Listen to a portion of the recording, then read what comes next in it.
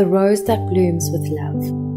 A woman was dreaming at night, a dream where she was walking through a garden full of roses with a rejoicing smile on her face. She marveled at the garden as she looked around.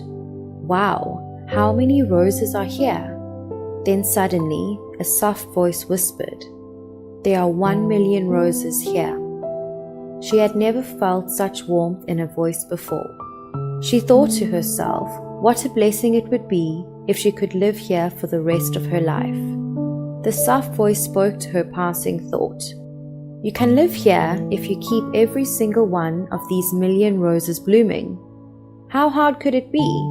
Upon her thought, she heard the soft voice like an echo. "The roses will wither the moment you make a judgment." "What judgment?" she wanted to ask back, but the dream was over. For a while, she still felt the bliss of being in the garden, surrounded by exquisite roses, but it didn't last long. The frown clouded over her face as soon as she got back to work. She was immediately judging people as she saw them as if scanning a barcode of a product. "He never says hi first. She never gets things done in time. That one is a total basket case. That selfish snob needs to get off his high horse." Simultaneously, she saw a vision in her mind of a bundle of roses withering away.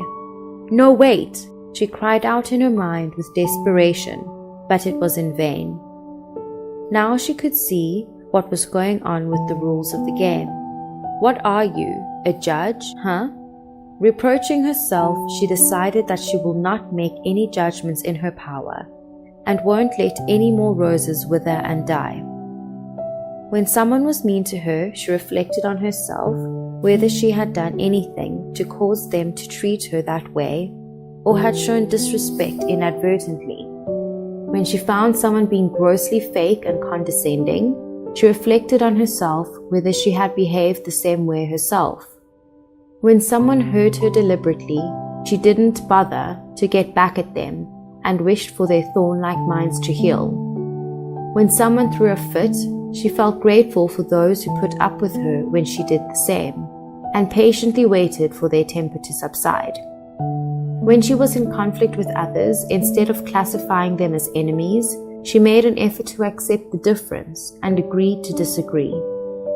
When she felt that someone was being such a headache, she tried to compliment them, even though it was not always said out loud. "You are worthy of love. You have a unique charm. I learned from you. Can I buy you some coffee? I wish you the best. Thank you for being with me. Let's grow and be happy together." Of course, she failed from time to time, and each time she had to watch a bundle of roses wither away relentlessly. Every time it happened, she could feel chunks of happiness being taken away from her, and she was overwhelmed with resentment, blame, jealousy, and the mind that wants to wish bad on others, which made her feel like she was in hell. But on the contrary, if she took good care of her mind, even the roses that had withered and died came back to life. As the roses bloomed and shined beautifully, the inexplicable and priceless happiness spread into her mind. She realized that this is the way for anyone and everyone to live in heaven on earth, regardless of their gender, age, ethnicity, educational background, wealth, or social status.